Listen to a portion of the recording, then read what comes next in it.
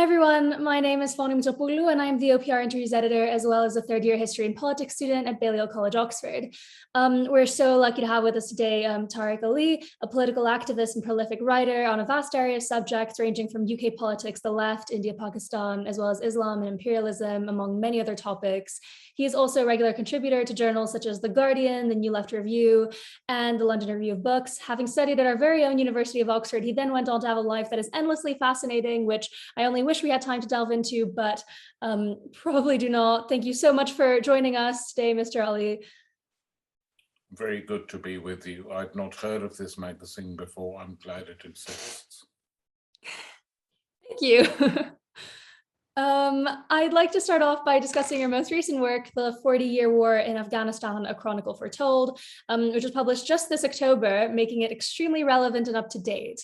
I'd like to start off by asking you about this quote that you've written in the preface, in which you say, "It's sad that it took history 40 years to confirm my theses." I was wondering if you could elaborate on this statement as well as explain your focus on this 40-year period and what this tells us. Well, I started following Afghanistan fairly closely 40 years ago with the Soviet military intervention in that country, which I thought was going to be a disaster. And my initial reaction to it, the very day the intervention happened, I wrote about it the following week. And I said that two things were going to happen. A, the government in Afghanistan, which the Soviet Union was going in to support and strengthen, was unpopular in the country as a whole. They had blotted their copybook too many times. They were engaged in violent factional struggles within their own ranks. And this had alienated people even in the cities, leave alone the countryside, where they didn't have much support. And that the Soviet Union would not be able to sort this out, and therefore their military intervention constituted a political disaster, and it would soon turn into a military disaster as well. A political disaster because they would now strengthen the most reactionary forces in Afghanistan, the religious right, their supporters globally, like the United States of America, to come in and try and teach the Russians a lesson. And I said it would be a military disaster because it was going to be very difficult to defeat a majority of the people in Afghanistan once they had support from the West, that they would be forced to do what other powers do, which is use helicopter gunships, which is kill people, burn villages, and this wasn't going to get them anywhere. And I was very strongly attacked by some people on the left at the time who said that I was wrong, that this was a liberation by the Soviet Union, etc., etc. Anyway, unfortunately, I was proved right. And in the very second or third interview, essay in the book, there's an interview with Brzezinski, Carter's national security advisor, who more or less admits years later that what I'd said, without obviously referring to me, was absolutely correct. The Americans, once the Russians went in and sent troops, the Americans said, hurrah, this is going to be our chance to really teach them a lesson and avenge what they did to us in Vietnam. The big difference between Vietnam and Afghanistan is that the Vietnamese fought for themselves. There were no foreign troops there. The Chinese and the Soviet Union helped them with weaponry, and so did the Cubans. But in any event, the United States decided to go in there in a big way, which they did.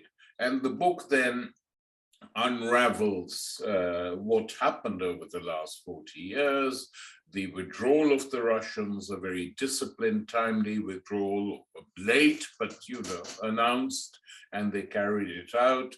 The inability of the transitional regime, which the Russians left behind, to function because of mega American and Pakistani military pressure to topple it, the birth of the Taliban, who set it up, why it was set up, how the United States and Pakistan supported it, the end of the civil war in Afghanistan, Taliban rule, 9/11, and the new war against Afghanistan. So it's all in there, really. And I don't like to say this, but I was proved absolutely correct, as against many people who were arguing strongly against me, both on the Soviet intervention and the NATO intervention in October 2001. I said this wouldn't last. It couldn't last. There was no plan to fix anything at all, and it was going to be a total disaster. And there were people like Christopher Hitchens and others who said, this is great, this is a tremendous victory for freedom and democracy, and we've now sorted out the Afghanistan problem forever. This is it, the Taliban will never rise again. People wrote that.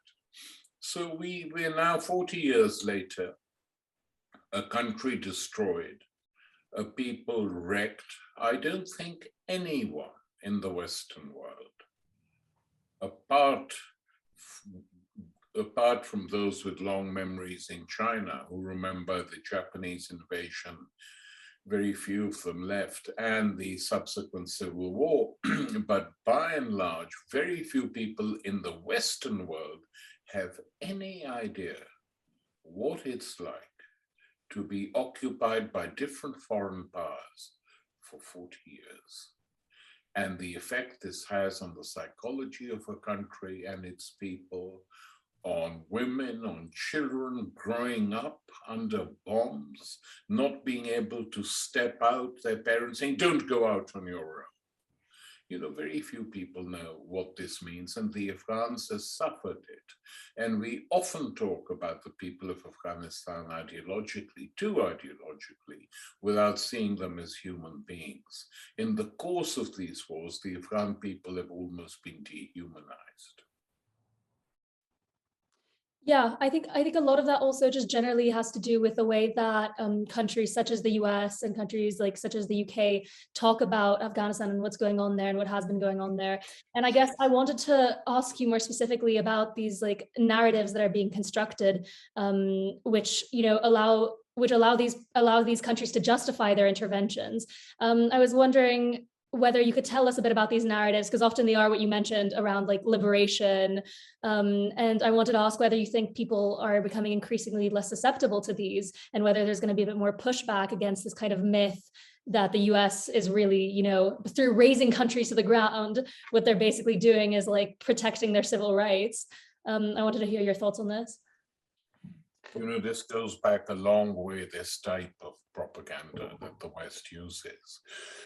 It was used a great deal during the Second World War. Don't forget that. Obviously, the enemy were the Nazis and Hitler, and who could be for them? I mean, everyone supported the destruction of the Third Reich. Not everyone, but large numbers of people. But what is very interesting about that period is how, despite the fact that the central enemy was meant to be Germany, Italy, Japan, fascism, what the West did was, towards the end of that war, they effectively said, through their actions and sometimes their words, that the real enemies are lodged in the resistance movement because we've defeated the Third Reich, and now communists and leftists are rising and they have to be crushed. And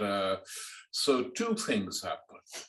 This was done in the name of democracy and freedom. 60%, 60, 60, of the Italian army, military, police, judiciary, civil service that had served Mussolini loyally till the end was kept in place. In Germany, the figures were lower. But still, a lot of the key figures in the military intelligence, in civilian intelligence, in the judiciary, in the police force who had served Hitler loyally were kept in place. In Japan, the emperor, who had in fact justified the Second World War and played a major role in supporting it, giving instructions to generals and admirals, had not turned a blind eye to what was done in the massacres that took place in Nanjing, in China, amongst the worst massacres of the Second World War. If you leave aside the Judeo-side, which should never be left aside, but if you just shift it for a bit, one of the worst massacres that was carried out in the Second World War was the massacre committed by the Japanese, genocidal in its scope, against the citizens, the women, the children, in Nanjing. Mass rapes took place, horrific, virtually ignored. And the emperor, who watched and supported all this, let go. No one touched him. Why? Because they already had a new enemy in place. So the allies of freedom and democracy in many of these defeated countries were fascists. And so from the beginning, double standards were established. Those who support us are freedom lovers and democracy lovers. Those who are resisting us are our enemies and have to be smashed. And of course, you're sitting in Athens now interviewing me, but what Churchill did in Greece, I've just finished writing a book on Churchill and his crimes, by the way, and one of the worst crimes that was committed in Europe was in the crushing of the Greek resistance, which had majority support in Greece. A history which has almost been wiped out. Even on the Greek level, people say, yes, it was horrible, let's not talk about it. But I've just been researching it for a chapter on what happened to Greece in the Second World War and what Churchill wanted to happen. Basically, they didn't want a Greek resistance that they couldn't control. And the way they dealt with the resistance was horrific.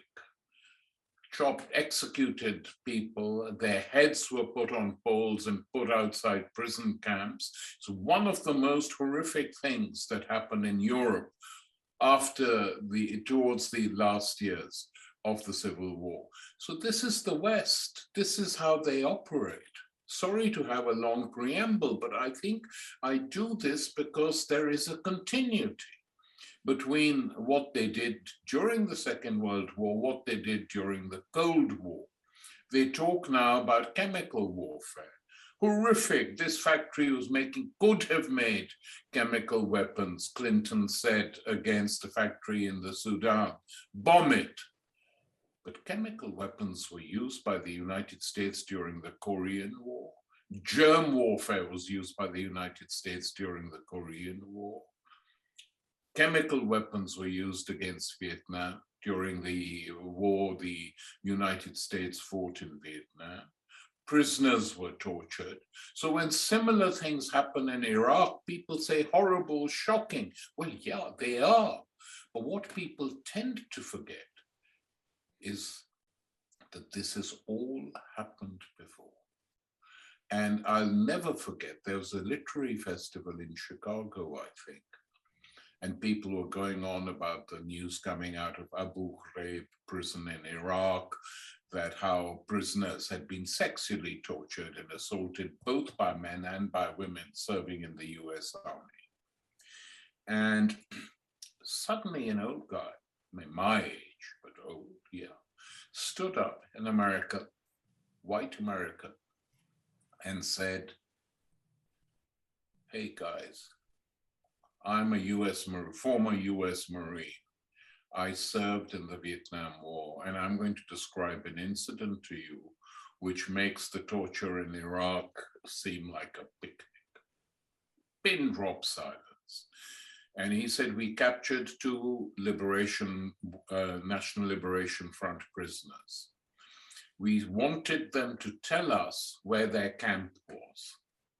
They refused. So we disemboweled one of the prisoners while the other watched and told the other prisoner, this is what's going to happen to you if you don't give us the location of your camp. He refused as well. So we disemboweled him too and threw them in a pit to die. Now, how many people know that? How many young people who get worked up about the relatively trivial matters today have any idea how the world they're defending or ignoring what it has done?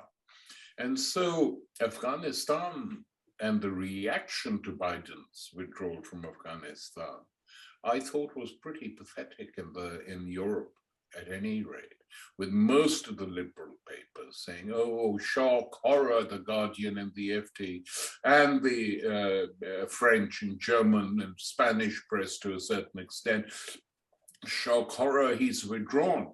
The shock and horror is not for it's that, we were liberating the country and look, he's interrupted it. But it soon became clear as everyone was discussing Afghanistan, what had actually been going on. It had become the largest center for narco traffic. During Taliban rule, 25% of the world's heroin traffic went through Afghanistan.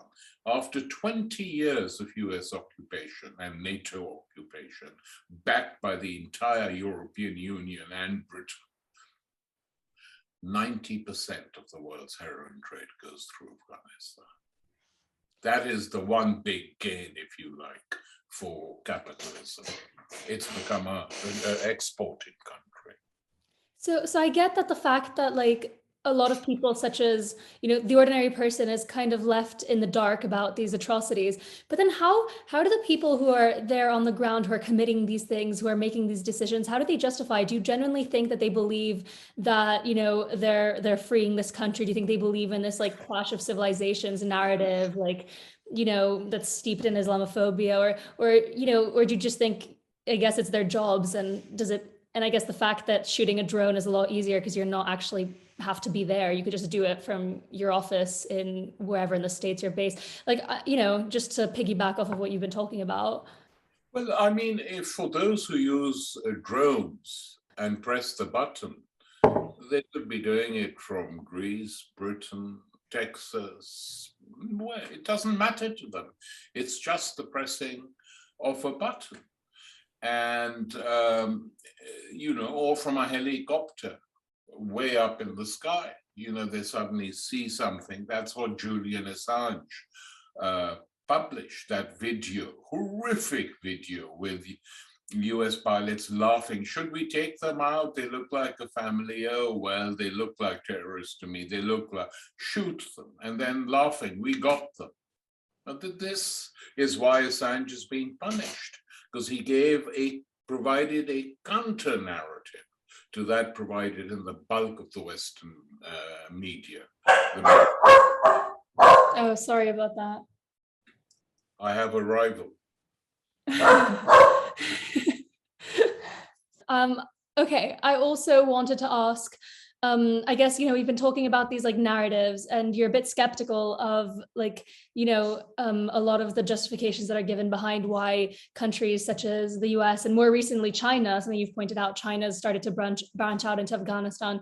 I was wondering what you thought the real motivations behind these countries were in having this influence and these interventions in the Middle East. Is it resources? Is it power? Is it, after 9/11, was it revenge?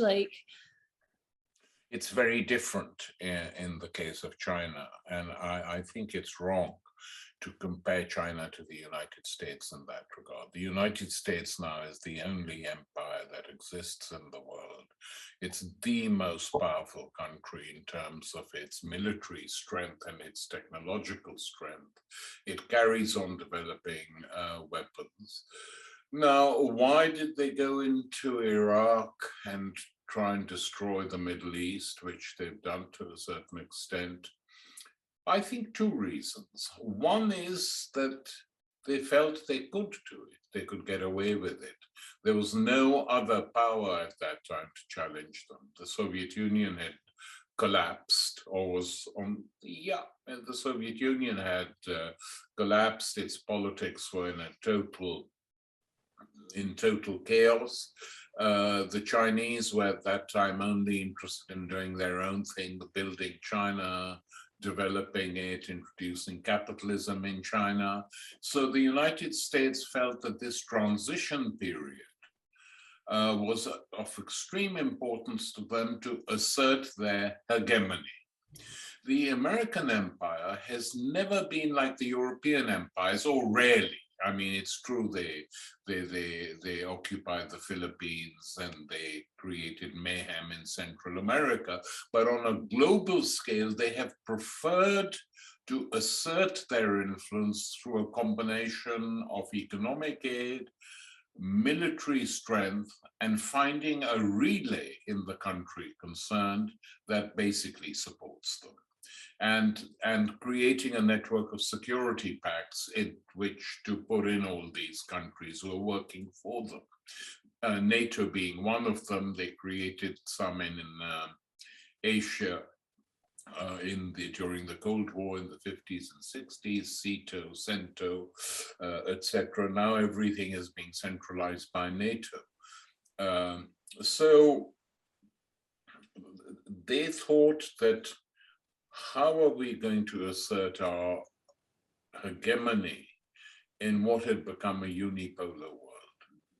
And the method they chose was, A, to do it with pressure behind the scenes. They promised, just to take you through the examples, they promised Gaddafi to reward him, accept him into the international community, what they called their supporters, and he abandoned all his nuclear ambitions. Then they went into Iraq. Basically, the purpose was to destroy any country in the Middle East which asserted its own sovereignty. So whatever you think of these governments, Saddam, Gaddafi, Assad, they were sovereign states. They were not totally beholden to the United States. Saddam, ironically enough, more than most, and they were destroyed. There was no fundamental reason to do that, apart from putting in regimes which fully worked for you. So the notion that was dominant at the time of the Iraq wars, the war that Clinton waged on them via sanctions, the war that the Bush father and son waged on Iraq, it was designed to break the stranglehold of the Ba'ath and destroy its army, which they came close to doing during the First Gulf War, but didn't. They destroyed a large chunk of it by killing ordinary soldiers, what American generals called a turkey shoot. And then Bush Jr. said he was going to do it all using 9/11 as the pretext. As Condoleezza Rice said at that time, we now have a chance to remodel the world as we want. And that is what they started doing, providing one disaster after another. Iraq wrecked, its social infrastructure, the most advanced in the Middle East, wrecked. Nearly, they said, even the puppet governments put in place by the United States gave the figures, there are 5 million orphans in Iraq. Well, if you even count one parent dead, that means the casualty figures in Iraq must be between 1.5 million and 2 million people who have died. 5 million refugees from Iraq going into Syria, going into Lebanon, a few into Jordan, destabilizing Syria, and even more so Lebanon. So this was the balance sheet, and what has come out of it? If you look at it, nothing. The development of more extreme right-wing religious groups who believe that secular liberals or secular socialists are incapable of defending us. There's only one way, which is to be just as ruthless as the United States. So there's shock and horror when they commit their crimes, like ISIS, but not the same shock and horror when the United States kills even more people, because it's supposedly our side. That's the world we live in today. And we haven't spoken, but we've come to it. The way in which the West backs Israel to totally crush all Palestinians' aspirations to even a tiny bit of sovereignty and independence is watched by people. They're helpless, they can't do anything, but that doesn't mean they're not embittered and angry. And we haven't seen the end of it as yet.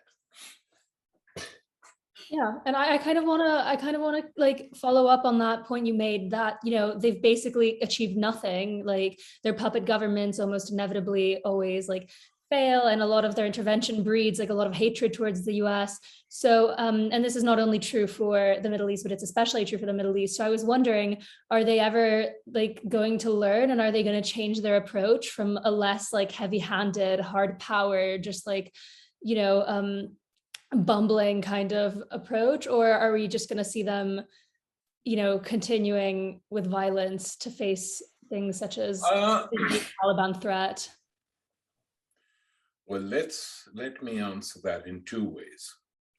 Very few empires in history have changed their approach, and you can go back from the ancient Romans to today, unless they're defeated, either in wars or through internal rebellions. The Greeks faced internal rebellions. The Romans faced the invasion of the European tribes, which weakened the empire, so it had to shift effectively from Rome to Byzantium and then Constantinople. So, and you can come, down the way. The Chinese Empire, of course, imploded. The Qing dynasty was on its last legs when the West began to go in there. And the 21st century, the 20th century European empires, Britain, the largest, France, Belgium, Germany, the weakest and smallest, all these empires, though some of them exist in some shape or form, the French in Africa in particular, but most of these empires were defeated because they had become economically weak and they couldn't sustain the empire. And there was another empire in the distance rising. That was the United States. So the British Empire's days were numbered. They wouldn't have won the First or Second World Wars without the United States. And that applies to the French as well. So the United States, basically, when the European empires began to crumble, took over in their own way what was left, and then made it, on one level, they made it worse. They refused to permit actual democracy. For instance, the worst crimes committed by a European country, apart from the Judeo-side, were committed in Africa by the Belgians in Congo. Between the scholarship on this states that between 6 to 10 million people, or some go even higher, were killed in the Congo under King Leopold's rule. Finally, when the Congolese managed to achieve their independence after the Second World War, elected a leader, popular, not even that radical, but anti-imperialist. Oh, for obvious reasons, given what the Belgians had done to his country. The Americans couldn't tolerate him because of the Cold War and thought he was pro-Soviet, which is not the case. So they killed him. Patrice Lumumba, killed in 1961. His dead body in the back of the CIA station chief's car, being driven around seeing how to get rid of it, how to dump it. That is what happened in the Congo. So, you know, the takeover by the United States of the European empires didn't improve matters much. And we see that carrying on today. So there is the point I'm making, is that they never collapse on their own. Either they're defeated in wars, and even when they're defeated in wars, there has to be some alternative waiting, which brings me to the second part of my answer to your question. Will the Chinese replace the United States? That is not their aim. Everything I've read from Chinese scholars I've spoken with, China does not want to become a rival empire to the United States or the Europeans and behave like they did. I'm not saying they're beyond criticism, obviously not in their own country, but what they do. But so far, what they have done abroad is effectively try and create a defensive wall, if you like, around themselves. They have developed their military strength, obviously.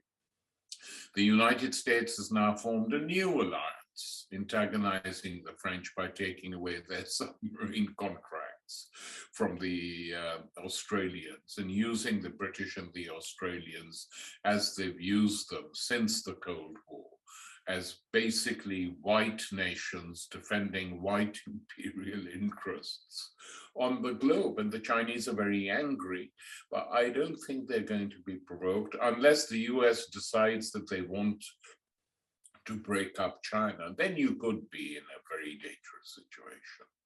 What the NATO is doing in the Ukraine is equally shocking, in my opinion. You know, you have a semi-fascist government whose heroes are all the people who fought with Hitler, or whose forebears, fathers, grandfathers, rather, fought with the Nazis during the Second World War. The people who fought with Hitler are worshipped by the current government and many of those people around it. So what I said to you earlier about the Second World War wasn't just an abstraction. We see it happening now in the Ukraine, and the United States wants to bring the Ukraine into NATO and possibly the European Union, because the two go together. No European Union country individually has the right to its own foreign policy. I mean, that's not on. If you look at how Tsipras capitulated in Greece on every single question after he defied the referendum, which he had called for in Greece, went back on it, and then, you know, working with Israel, working with NATO, supporting wars, just appalling. But that is the way they are functioning. So it doesn't look as if they're going to be defeated easily. But, and this is a very important but, the big change that has taken place in the 21st century has been a shift, an economic shift, that the world market has shifted eastwards. And China, Taiwan, Singapore, the Chinese Commonwealth, not recognized as such, but basically is the largest producer of essential goods and commodities for the whole world. You can travel anywhere in the world, and it will be difficult not to come across something which doesn't say made in China. So what you see is a big shift taking place. Now, is this shift of necessity going to transform itself into a military power, like Britain did before Victorian times and then during the Industrial Revolution in a huge way, or the United States did to intervene on the global stage during the First and Second World Wars? It's difficult to answer with certainty, but my own analysis that the Chinese are not going to go down that route unless they are provoked in a way that some of us can't even imagine. And that is why it's necessary to have an alternative means of information. You know, the big criticism the West used to make of the Russians and the Eastern Europeans and the Chinese, they've got one-dimensional media, it's just state propaganda. Well, you look at the BBC and CNN and the liberal papers, I don't talk about the right-wing papers, and the shift that has taken place. I mean, The Guardian is virtually unrecognizable as a liberal paper. Usually, home news is usually trash, celebrity, obsessed with celeb lives, hardly cover what's going on in most parts of the country. And its foreign news is provided by the Foreign Office. And they do this on most global issues. That is how they operate. And so the media now in the West is a central pillar of what I call the extreme center, which is the supporting capitalism at home, without questions asked, going along with its twists and turns, and supporting wars abroad. Who opposes it? Sometimes there may be a mild criticism, oh, let's not go too far. And in Afghanistan, you saw it very clearly, and how they thought Biden had gone too far, the liberal press, all over, because it made all these governments and the newspapers that supported them look stupid. We backed the Afghan war, we promised it was going to be liberation, democracy, freedom. Well, the answer to that is you were wrong, you were either misled, or you preferred to mislead yourselves and then actually come and began to believe your own lies. It's not Biden's fault or the fault of the Afghans who wanted you out. So this aspect of life now is very important, which is why so many young people basically don't read the newspapers or watch the mainstream news. It's quite high. Some are apolitical and just not interested. Some just don't believe what they read, because it's been proved wrong so many times, which is why, I mean, I know everyone's attacking the internet, but the internet offers a space which remains important. I mean, I know, and so do many others, which websites to go to, and they're not your typical ones. If there's a new war erupted, where to go to. And if you don't know, someone will send you an email saying, here's a link to this website, and you go and read something which you may not agree with everything, but is a serious analytical essay on what is going on.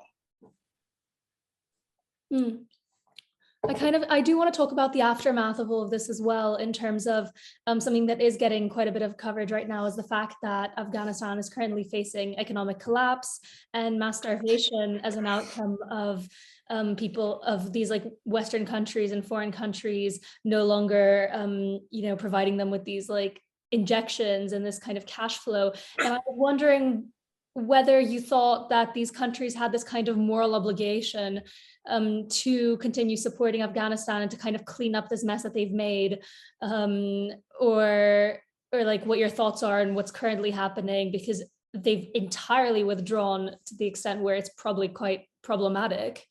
Yeah, I would be lying if I said I found that deeply shocking. They've done this time and time again. And I think the fact that they've done it so openly and shamelessly in Afghanistan, and there's been very little response from liberals who more or less supported them, is revealing in its own way as to how effective their propaganda has been, and the demonization of opponents, even though they've been engaged since 2015 in regular, serious talks with the Taliban to try and find a way out.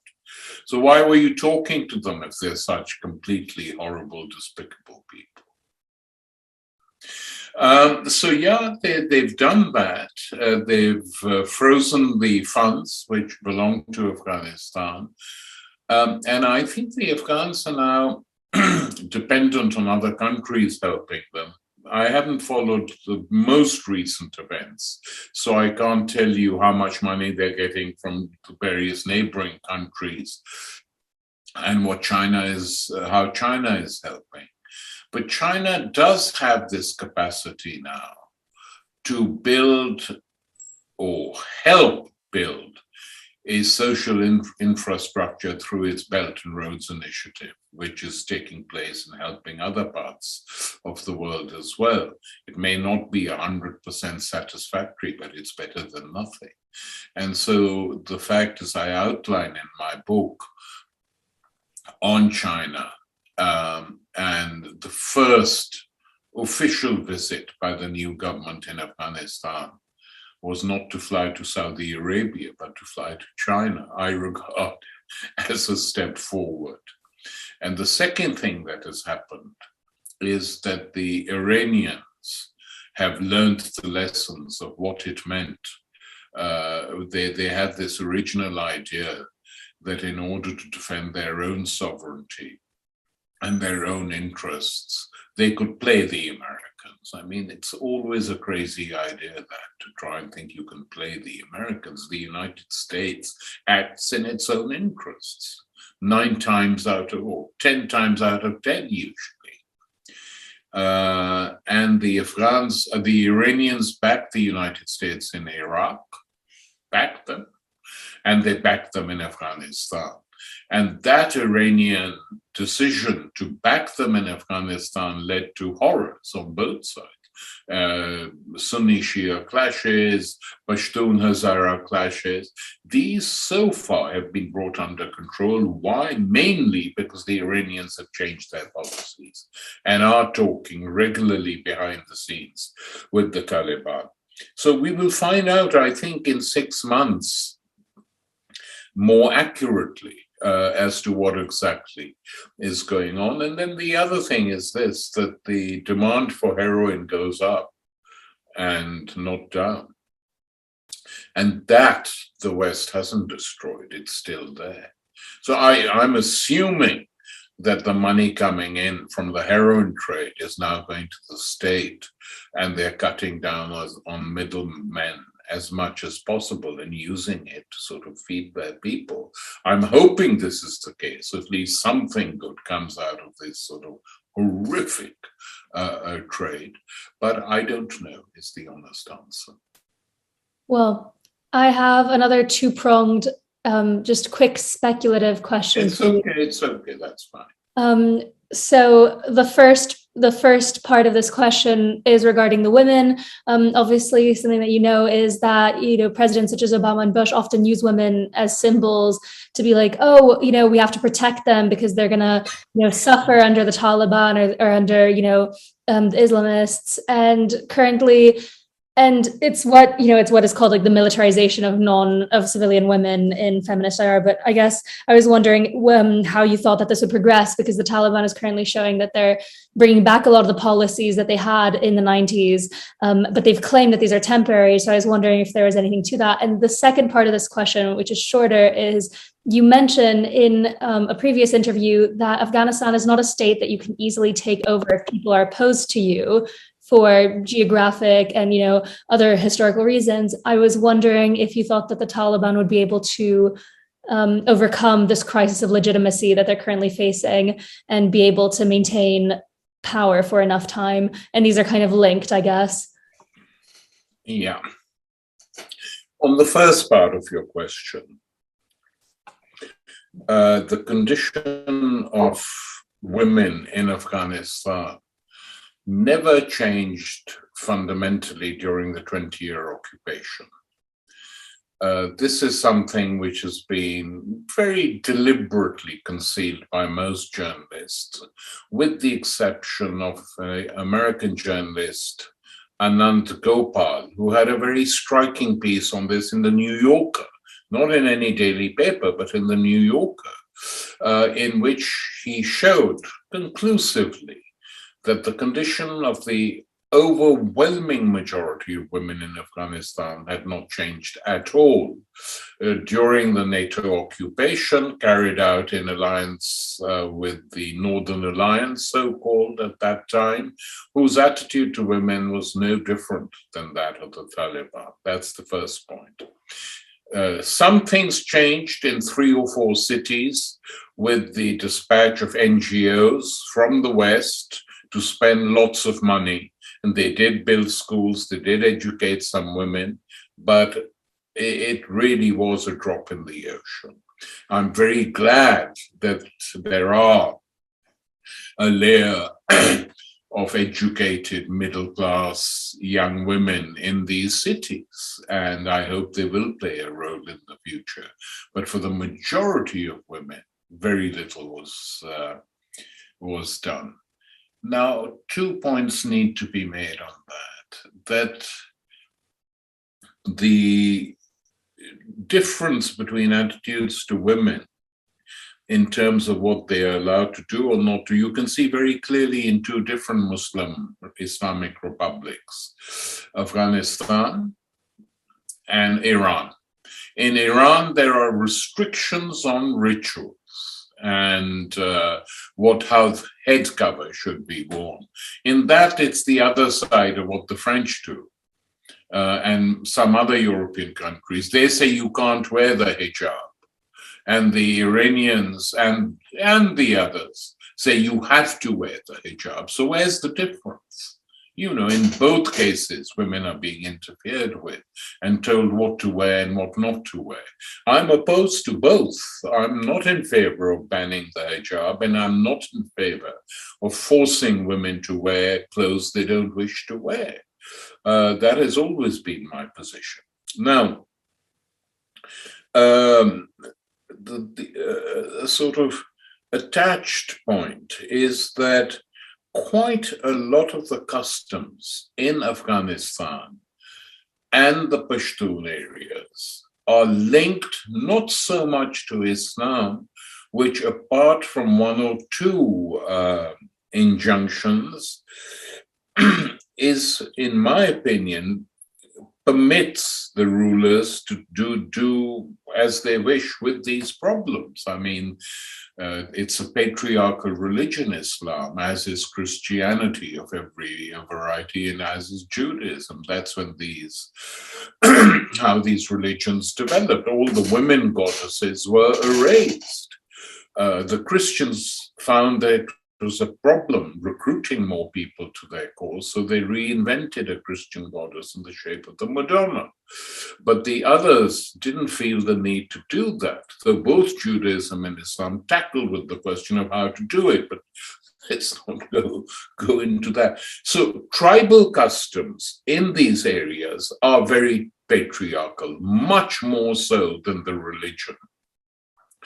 And these patriarchal tribal customs, which exist in different shapes or forms in old traditions in many parts of the world, Europe too, by the way, and parts of Africa which are not Muslim. It's not a Muslim tradition, for instance, to have female circumcision. It's not an Islamic tradition. It's a tribal custom. And so you have many rules like that which are imposed on women. And the only way out of this is for women to fight back, which they've done well. In parts, not all of, but in parts of Kurdistan, where the Kurd people, the Kurds, as it's pronounced in English, have had progressive organizations, both in Syria and in Turkey, and encouraged women to participate in village life, in political life, in military life, and not satisfactorily, but they've done that. So a lot depends on the character of the tribe concerned. And in the Pashtun areas, this is now happening in parts of Pashtun parts of Pakistan, where a new organization has just grown up, the Pashtun Self-Defense Organization, which encourages all this, and women are playing a role and are not being helped by the state or the government, by the way. The third answer to the question is that in the entire region, Afghanistan, Pakistan, and India, the condition of women isn't great. The level of rapes, registered rapes, every week is much, much higher in India than in Pakistan or Afghanistan. In Pakistan and Afghanistan, officially, these things are punished, by the way, according to the constitution, but patriarchy goes unchallenged. So if a guy says to his daughter, who pleads with him, Dad, let me go and, I've got a entry into a US university. Let me go and finish my studies, and when I come back, we'll discuss marriage. He says, no, you'll marry the person we've chosen for you now. Get married, then go, otherwise you won't be safe. She says no, and he shoots her dead. That's happened in Pakistan some months ago. Horrific. And the government does nothing. In India, you have, on a much, much larger scale, you have the horrific caste system, which means that the Dalits, the so-called untouchables, as they were once referred to, Dalit women are raped regularly, often with the police around, if not watching. And the figures are horrific. Much higher rape figures for these women, most of whom are so ashamed that they don't go and report the rape to their male relatives. Make India the world's leader in rape. South Africa too. I don't know whether it still is, but between South Africa and India, there was little to choose from on the level of women's bodies being violated against their wills.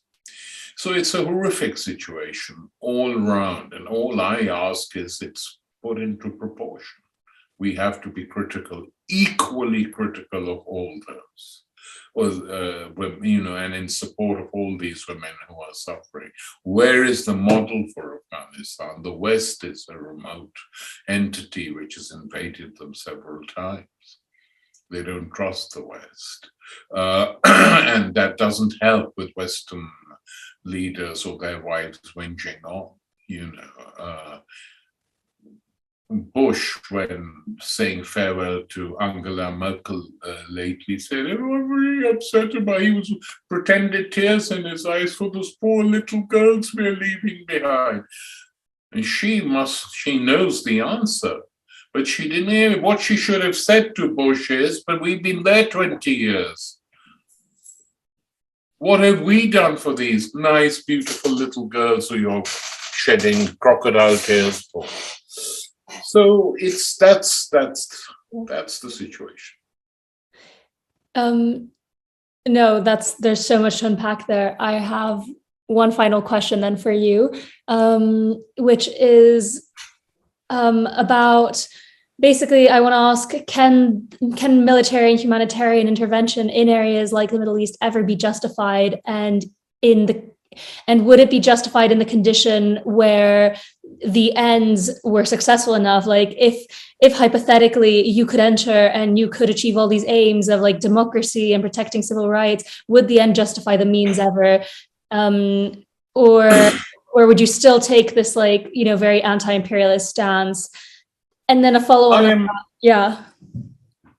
I do not believe that imperialist intervention improves any country. It's much, much better for the country concerned, even if it takes much longer, to develop its own organic resistance to get rid of its leaders. When the people try and do that, it's imperialism who often goes to defend these leaders. So imperialism, I do not believe, has any part to play in changing anything for the good when it intervenes either as NATO or, within inverted commas, as the international community. I mean, the international community is a joke, a couple of words used effectively to conceal the fact and to mask the fact that it's the United States or NATO or both behind it.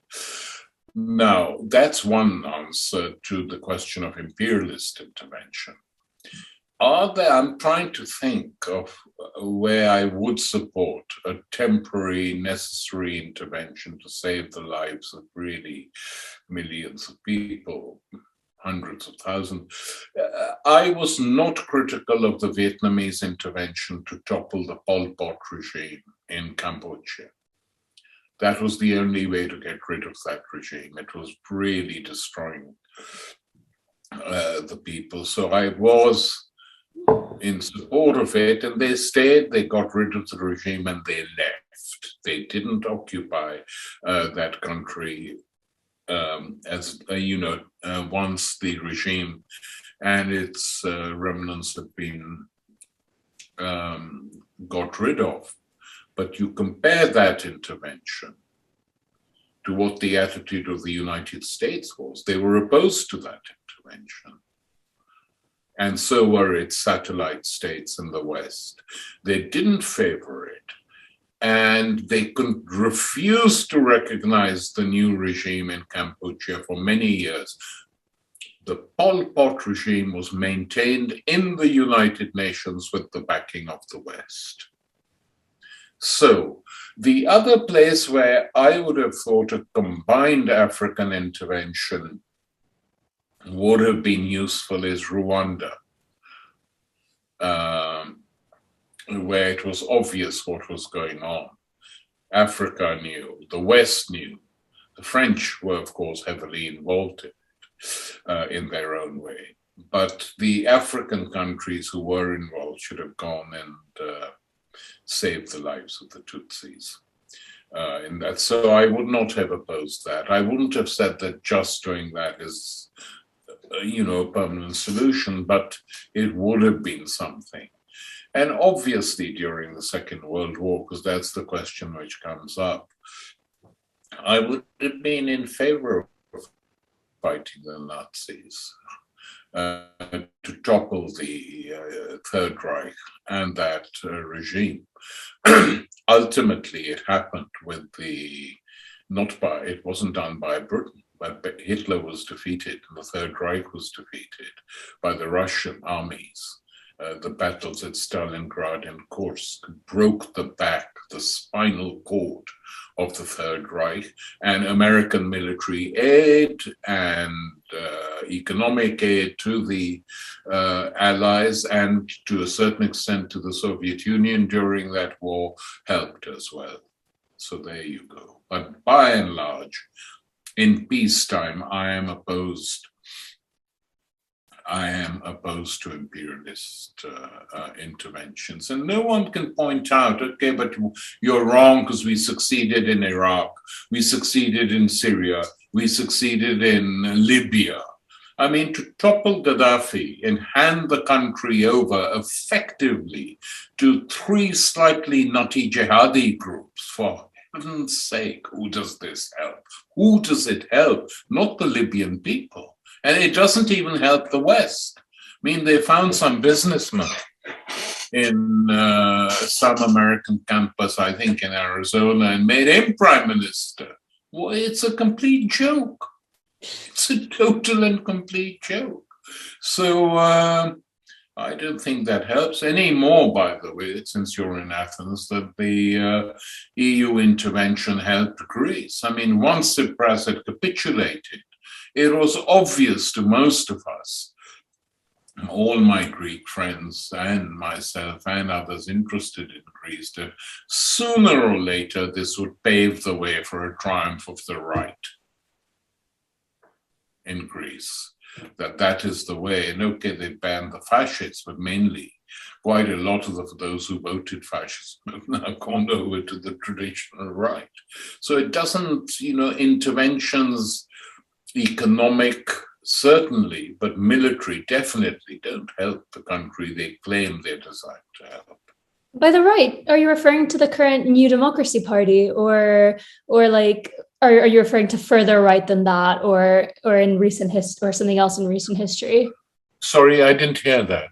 Sorry, I was wondering, when you were discussing the right in Greece, were you referring to the current New Democracy Party, or like further right than that, or were you? No, further right than that as well. Oh, but quite a lot of the people now, since the fascists have been banned, have been voting for New Democracy. I mean, what else do they do?